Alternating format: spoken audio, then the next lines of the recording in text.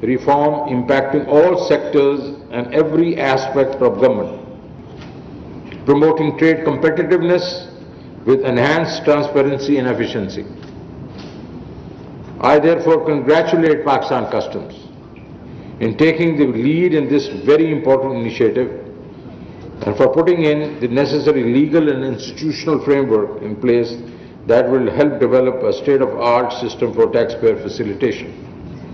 The past 2 years have been difficult for global supply chains as international trade and transportation got affected by the disruptions caused due to the COVID-19 pandemic,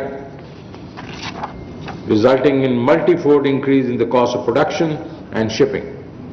Alhamdulillah, the worst seems to be over, and as economies begin to recover globally, we expect business activity to resume and in fact grow at a much faster pace. Pakistan and Pakistani businesses have to be ready for taking advantage of new opportunities.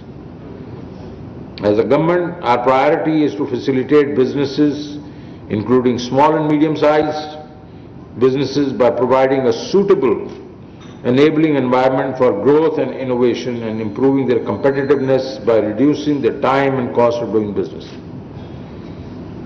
By doing so, the single window will provide a comparative advantage to Pakistani businesses and trading community and enter new markets and enhance exports. Our government is actively pursuing the agenda of making Pakistan a hub for regional trade and transit and realizing the full impact of Pakistan's geostrategic and geo-economic location.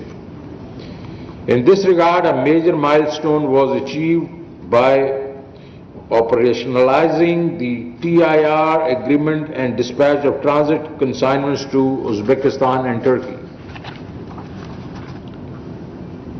The Pakistan single window will further boost this effort of regional connectivity by effective use of ICT technologies, ensuring enhanced facilitation for trading across borders.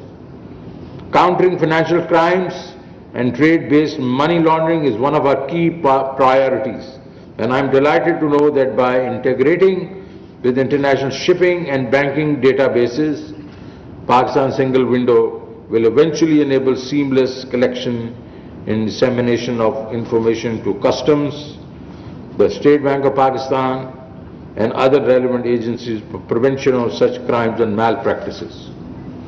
I must highlight that no system can be successful unless it has ownership by its stakeholders and beneficiaries. I am delighted to note the broad-based collaboration and support from Pakistan's development partners, including the World Bank, Asian Development Bank, USAID and IFC, who have provided and continue to provide technical assistance and support to the PSW as well as to the other ministries and departments who have accepted and embraced the changes triggered by the implementation of the new system. Above all, I am glad to see Pakistani business community as active participants and collaborators of this reform initiative. The government of Pakistan, Tehreek-e-Insaf, considers the Pakistan business community to be the biggest asset of the country. It is these businessmen and women, entrepreneurs, industrialists, that will shape the future of Pakistan economy. I hope that Pakistani business community will continue to extend its support for making the single window more robust and help in its evolution to cater to the needs of the business. The government is fully committed to taking all possible measures to facilitate legitimate businesses and create an enabling environment for the growth of business activity in the country.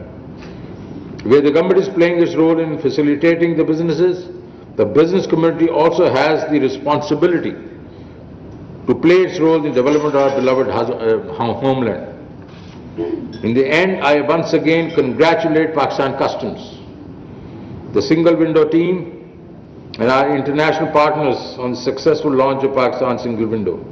I hope and pray to the Almighty that this project may bear the fruits as we expect and leads to the prosperity and growth of our country.